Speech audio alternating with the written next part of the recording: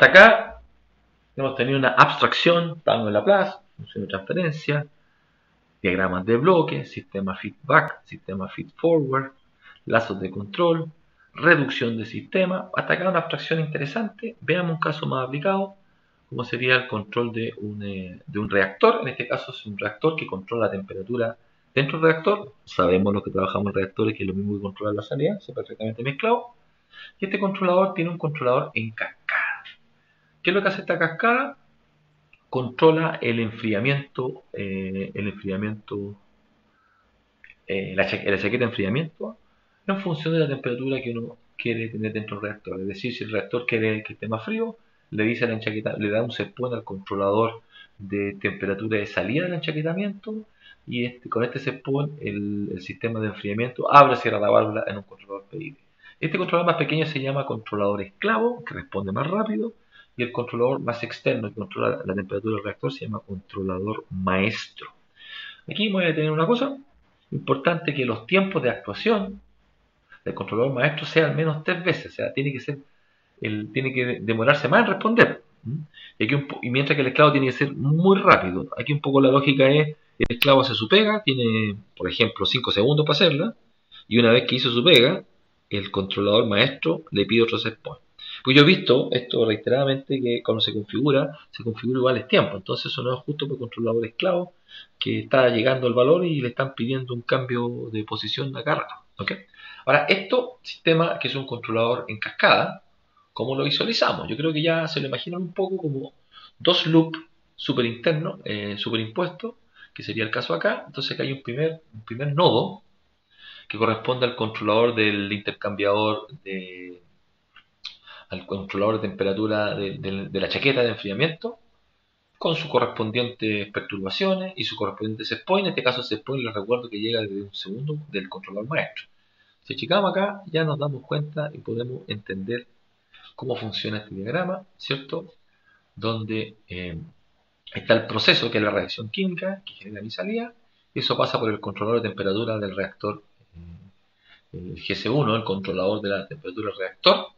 Esto me genera un setpoint. Fíjense, la actuación es un setpoint que entra a otro lazo de control retroalimentado. Entonces tenemos dos sistemas feedback ignidados, uno dentro del otro.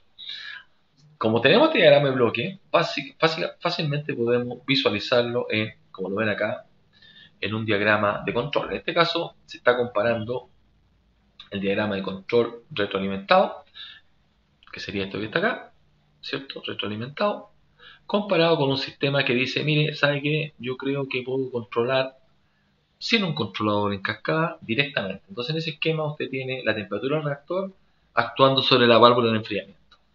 ¿Okay? Acá en la función step que ustedes ven acá a la izquierda, eso corresponde al cambio de setpoint.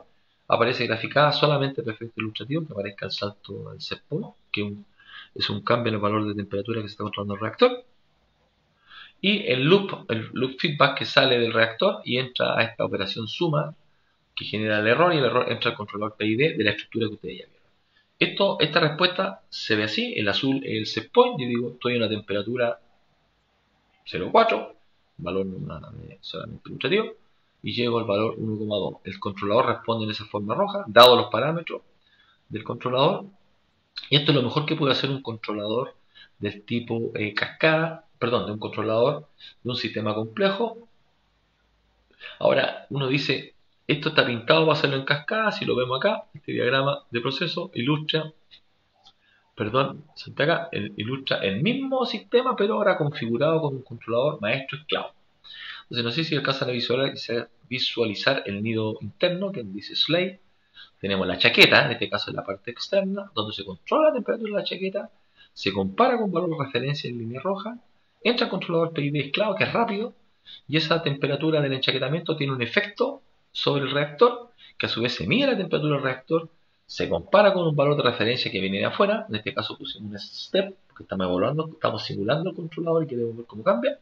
Esto me genera un error, entra el controlador maestro en base al algoritmo, por ejemplo PID, toma una acción que entra al controlador esclavo. Y este loop, de esta forma, con esta estructura, en teoría asegura un mejor control. ¿Qué vemos en la práctica? Si comparamos esto, efectivamente tenemos un controlador con menos salto. Ese salto, si lo comparamos relativamente, aquí hay un salto más grande, se pasa del set point a la línea azul más, se llama overshoot, sobre disparo. En algunos casos en un reactor químico puede ser muy complicado, la reacción exotérmica, cuando sube mucho la temperatura aumenta la cinética y se me puede escapar el reactor. Por tanto, este esquema es súper bueno. ¿Dónde vemos el esquema? Típicamente el esquema feedback control de este tipo. Lo vemos, por ejemplo, en el control de temperatura de un rehervidor, una torre de destilación, ¿cierto?